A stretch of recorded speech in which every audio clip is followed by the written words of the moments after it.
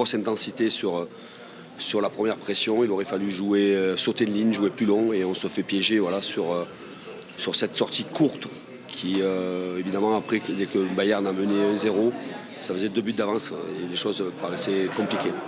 Il y avait beaucoup de focalisation sur Kylian Mbappé juste avant le début de cette rencontre, la titularisation d'un joueur dont on connaît bien évidemment le talent, le plan mis en place par le Bayern Munich. Vous considérez qu'il a parfaitement fonctionné ce soir?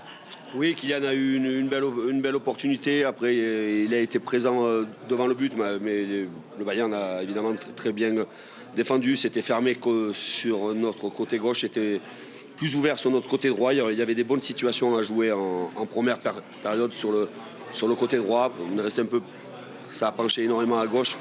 Mais oui, évidemment que le Bayern a bien neutralisé. C'était difficile pour Kylian parce qu'il était très souvent pris, souvent des prises à deux et c'était évidemment très difficile.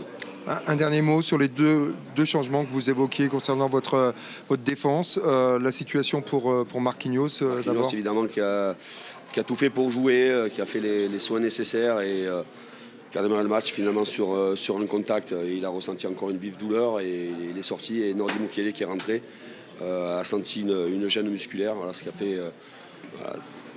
c'est quand même 2 joueurs d'expérience. Dans ces matchs-là, évidemment que c'est très préjudiciable. Merci beaucoup. Merci à vous, Jean-Charles. Voilà les mots de Christophe Galtier, plutôt lucide hein, sur la prestation parisienne. Oui, très bonne analyse. Hein. Je pense qu'il a bien démontré que cette première période est peut-être celle qu'on regrette tous au final, hein, parce qu'il y avait peut-être de la place. Et derrière, il a manqué un petit peu de lucidité ou d'expérience sur ce long ballon qui aurait dû justement être joué. Et à ce niveau-là, ça se paye cash. Allez, on va se retrouver la semaine prochaine, Joe. On sera à Manchester pour le match de Manchester City face à Leipzig. On sera également le lendemain à Madrid pour la rencontre retour entre le Real et Liverpool. Les 8e de finale de Champions League continuent, même s'il n'y a plus de club français. Et on continue de les suivre ensemble et depuis le stade sur RMC Sport. Demain, 18h30, RMC Europa. Ton Arsenal, il joue le Sporting. Attention demain. Ouais, attention. C'est pas fait, hein? Non, loin de là. Ça va être chaud. Ça va être chaud, évidemment. On regarde le programme, notamment ce Sporting Arsenal, Manchester United contre le Betis Séville. Attention, hein, United, le dernier match, ils en ont pris 7 à Liverpool. Ils ont envie de se refaire face au Betis Séville. Merci beaucoup, Manu Roussi, tout notre réalisateur, toutes les équipes techniques de production, évidemment, autour de lui et à côté de lui. Merci à toute la rédaction de RMC Sport qui nous a accompagnés ce soir. Joe, à la semaine prochaine. À la semaine prochaine, mon JB.